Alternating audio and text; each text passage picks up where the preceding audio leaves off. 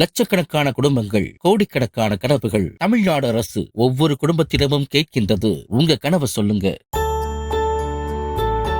சென்னையில் மூளைச்சாவு அடைந்து உடல் உறுப்புகள் தானமளிக்கப்பட்டவரின் உடலுக்கு அரியலூர் மாவட்டம் வெள்ளூரில் அரசு மரியாதையுடன் இறுதி சடங்கு நடைபெற்றது.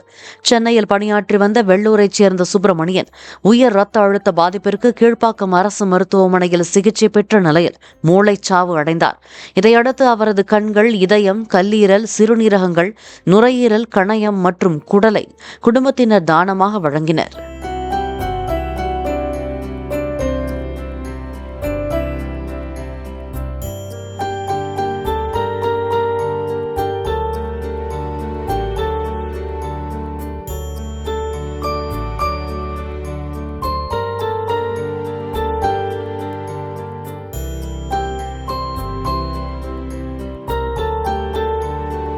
லட்சக்கணக்கான குடும்பங்கள், கோடிக்கணக்கான கனவுகள். தமிழ்நாடு அரசு ஒவ்வொரு குடும்பத்திடமும் கேட்கின்றது, உங்க கனவை சொல்லுங்க.